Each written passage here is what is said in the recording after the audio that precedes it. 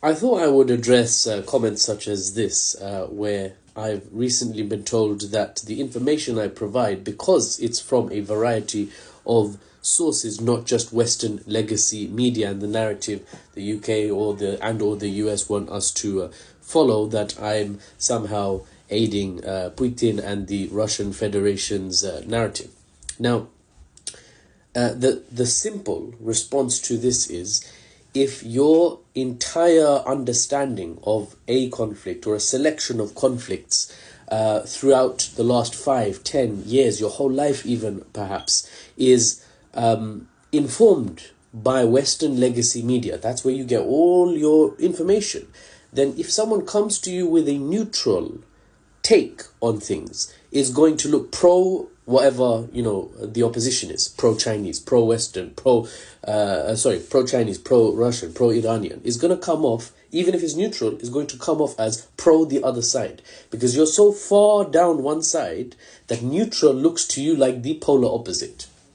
I'll give you a quick example unrelated to the comment here that was on a post of mine talking about the Russia-Ukraine conflict. I'll give you an example from another conflict. So the Israeli genocide in Gaza. I have not seen one news outlet in the first year that the genocide was occurring officially call it a genocide. Yet, a fairly biased source, I would call it quite a biased source, Russia Today, RT News, very pro-Russian by many accounts. It's by many it's seen as the state media arm of the Russian Federation. RT News calls it a genocide.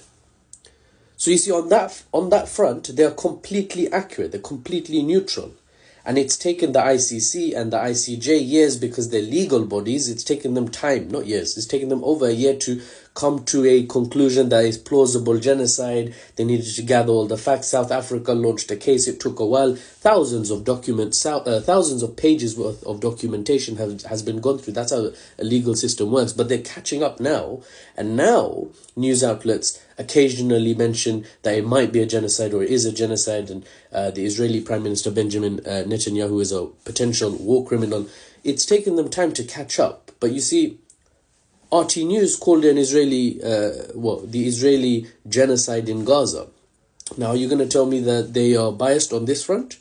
They might be biased on many fronts, but on this front, they took the neutral position. But if you're pro-West, ingesting only legacy media from the West, then reading that, you're going to think, oh, that's the pro-Russian bias. So you have to be careful where you take your news from, and you have to look yourself in the mirror and ask, have I been ingesting news from a source for so long that now neutral looks extreme to me? You see, I was born and raised in Britain, so I've been exposed to the BBC, to ITV News, to Sky News and the like. But of course, ethnically, I'm not from here, as many people keep commenting when I call myself a Brit, or when I say this is my country. I'm not from here. So that, I think, makes it easier for me to take a more neutral stance, rather than fall into a trap of thinking pro-West is fact, neutral is fiction, and pro-anything else is completely absurd. Rather, pro-West and pro-non-West are both extremes, and finding neutral ground might take some effort. Wherever you reside and whatever language you speak, to find neutral is going to require effort. The easiest source of information you're going to get is going to be pro wherever you are.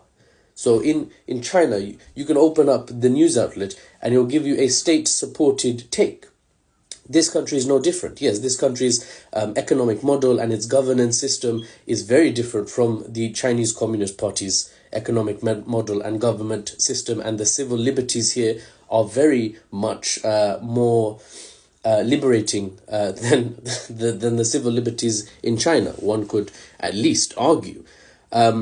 But the same exists in the UK. If you open up UK news, state media or state-supported media or state-accepted media, it's going to be pro this country, and that's going to have a bias. Just a few days ago, I saw a video of a BBC presenter at Kazan, a Russian city, directly ask Vladimir Putin a question on the Russia-Ukraine war. He was asking from BBC a question to the Russian president, and he gave an answer. You might not be happy with the answer, obviously, because he's the president of the Russian Federation and they are at war with Ukraine. They started the war. But it made me think, if you switch the tables, if you turn the tables, can you imagine a Russia TV, an RT News spokesperson in Liverpool or London or Birmingham asking a question to our current Prime Minister, Keir Starmer, without being labelled as, oh, look, a propaganda outlet is asking a question. And is he going to get a straight answer? Bruv, Keir Starmer doesn't give straight answers to British citizens, let alone to RT News folks. So you see, you might be perceiving things in a way that's not entirely correct. So yeah, keep your ears open, keep your eyes open, and ingest your news from a variety of sources. See you on the next one. This was a bit unscripted, so sorry if I rambled.